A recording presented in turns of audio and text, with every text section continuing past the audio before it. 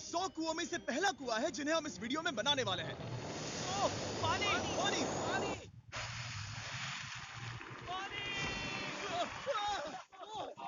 आपने अभी अभी केन्या के एक छोटे से गांव को पीने के पानी का अनलिमिटेड सप्लाई मिलते हुए देखा, वो भी सिर्फ 1 सेकंड में। अभी एक कुआं बना है और 99 बाकी है। आपको ये वीडियो बहुत पसंद आएगा। इन 100 कुओं को मिलाकर 5 लाख से ज्यादा लोगों को पीने का ताजा पानी मिलने वाला है। केन्या की इस साइट पर कुछ कुएं बनाने के बाद हम नाइरीरी स्कूल सिस्टम के साउथ में गए और कह सकते हैं कि उन्हें हमसे मिलकर बहुत खुशी हुई। क्या हाल है? एक टीचर ने मुझे दिखाया कि स्टूडेंट्स कहां से पानी पीते हैं, जो कि एक बहुत ही अनसेफ नदी से आ रहा था। तो आपके स्टूडेंट्स यहीं से पानी पीते हैं? हाँ ये बुरी बात है। हाँ, स्टूडेंट्स हमेशा डायरिया जैसी बीमारी, टाइफाइड जैसी बीमारी की कंप्लेंट्स करते हैं क्योंकि वो ऐसा पानी पीते हैं। तो हाँ। हम कोशिश करते हैं, पर देख रहे हो ना, अब क्या कहा जाए। पर क्या करें, जिंदगी तो जीनी ही है और पानी तो सबको चाहिए होता है। जाहिर है कि इनकी हालत सच में बहुत खराब है। असुरक्षित पानी पीने से इन बच्चों की जिंदगी बहुत कम होती जा रही है, पर कम से कम इस गांव की मदद करने की हम पूरी कोशिश करने वाले हैं। देखते हैं पानी मिलता है या नहीं। ओह, ओह, बारिश हो रही है, क्या नजारा है। पानी जमीन से बाहर आने के बाद उसे ऐसे बैरल्स में इकट्ठा किया गया और बैरल्स को वाटर टावर्स पर लगाने के बाद आसपास के गांव के लोगों के पास सिर्फ पीने के लिए साफ पानी ही नहीं था, पर एक प्रेशराइज्ड वाटर सोर्स भी था, जिसका मतलब है कि लॉन्ड्री के लिए सुरक्षित पानी भी मिलेगा। और खींचो। मुझे बताओ, ये नोलन की मॉम से कितना हैवी है? नोलन की मॉम से दुगना। ओह गॉड। मैं तुम्हें यहाँ से धकेल दूंगा। ठीक है, इसे अब यहाँ रख दो। हमने केनिया में और 20 कुएं बनाए, अच्छे से इस्तेमाल कर सकते हैं। पानी के लिए शुक्रिया आपका। कोई बात नहीं, ये पंप नॉन स्टॉप 30 सालों तक चल सकता है। आपको लग रहा होगा कि इस तरह का बड़ा काम करने के लिए एक बड़े गवर्नमेंट की जरूरत पड़ेगी, पर ये सच नहीं है। ये प्रॉब्लम सुलझाना बिल्कुल मुमकिन है और ऐसी चीजें करने के लिए इंसानियत को आगे आना ही चाहिए। आपके कामयाबी का राज क्या है? सच कहूँ तो ऐसा कुछ खोजो जो तुम्हें करना पसंद है, उसे लंबे समय तक करो और तुम्हें कामयाबी जरूर मिलेगी। मैं इसे बहुत करीब लाने वाला हूँ, देख रहे हो? मजेदार है ना? जरा ऊपर देखो, वो रिकॉर्ड कर रहा है। ठीक है, मैं इसे करीब लाने वाला हूँ। ठीक है। हाँ, तुम खुद को देख सकते हो। हम इस गांव के लिए भी कुआं बना पाए, इस गांव के लिए भी और इन दूसरे 12 गांवों के लिए भी। और जब हम ये पंप्स लगा रहे थे, तब हमने यहाँ के एक स्कूल को नए कंप्यूटर से अपग्रेड भी कर दिया। बच्चों को ये कैसा लगा? शुक्रिया, सच में उन्हें ये बहुत पसंद पसंद आया। खुशी है कि सब ठीक से हो गया। इतना तो कर ही सकते हैं। पर जब हम 45वें कुएं की साइट पर गए, तब एहसास हुआ कि वहाँ का हाल और भी बुरा है।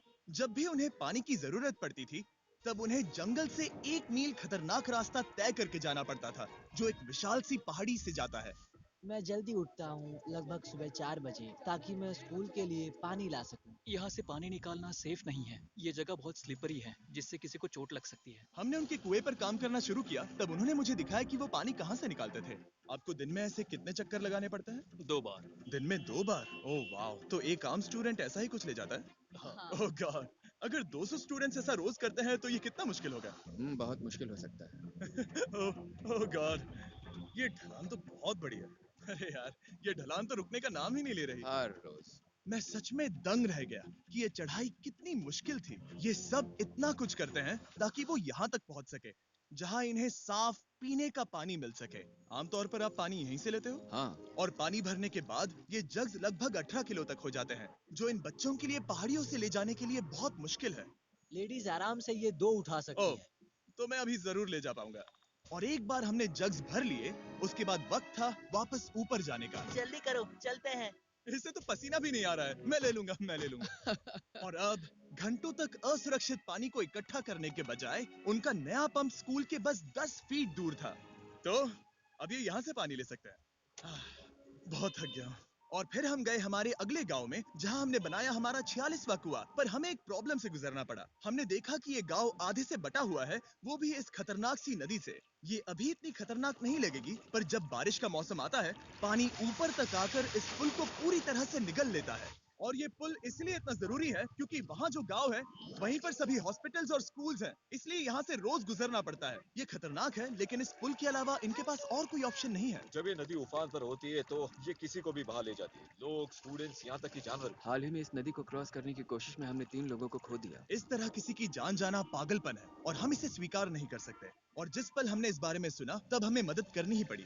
तो पंप तक जाने वाले पुल को जब हमने ठीक करना शुरू किया तब हमने केनिया से 2000 मील दूर जिम्बाब्वे देश का भी सफर तय किया।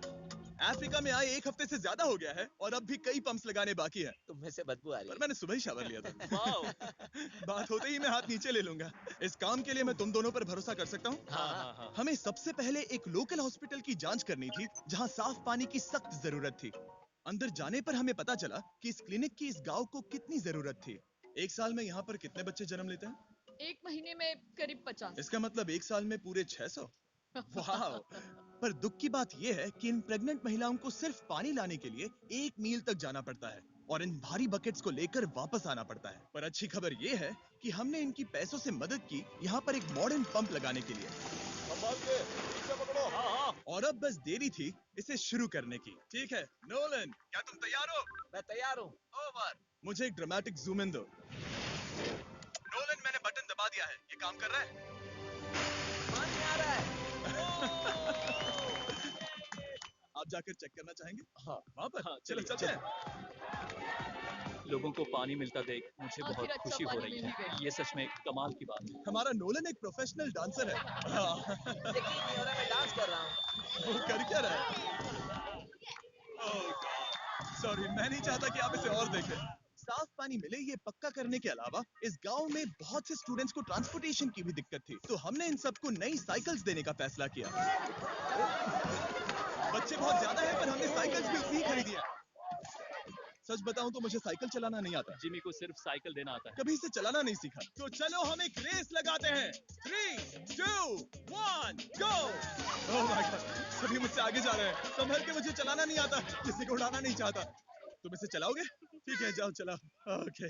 और इन्हें साइकिल्स देने के बाद हमने तब तक पंप्स लगाए जब तक हम पहुंच गए कुआं नंबर 69 तक। ये कुआं सोलर पावर्ड है जो गांव के किसानों के लिए खास बनाया गया है ताकि इनकी फसलों और जानवरों को जरूरत से ज्यादा पानी मिल सके। चाहे गर्मी हो या फिर बिजली ना हो, इससे कोई फर्क नहीं पड़ेगा। हर एक पैनल है 200 वॉट्स का, जो एक पंप से जुदा है। ये पंप हर घंटे 5000 लीटर पानी खींच सकता है। बेसिकली ये अनलिमिटेड पानी का सोर्स है इस पूरे गांव के लिए। ये बहुत बढ़िया है। और जिम्बाब्वे छोड़ने के बाद हम चाहते थे कि अफ्रीका की सभी कम्युनिटीज को पानी मिलता रहे, इसलिए हमने और कुछ पंप्स बनाए युगांडा में, सोमालिया में और कैमरून में। कैमरून में हमने क्या क्या किया ये देखने के लिए फिलैंथ्रोपी चैनल पर हम जल्द ही एक वीडियो अपलोड करने वाले हैं। इन गाँव में वक्त बिताने पर मुझे एहसास हुआ कि पंप्स लगाना कितना जरूरी होता है। कैसे ये खेती को पानी देते हैं, भूखे का पेट भरते हैं, कैसे ये हॉस्पिटल्स को साफ सुथरा रखते हैं और सबसे जरूरी कैसे ये आने वाले पीढ़ी के बच्चों के लिए लंबी और हेल्दी जिंदगी जीने में मदद करते हैं। और इससे कम्युनिटीज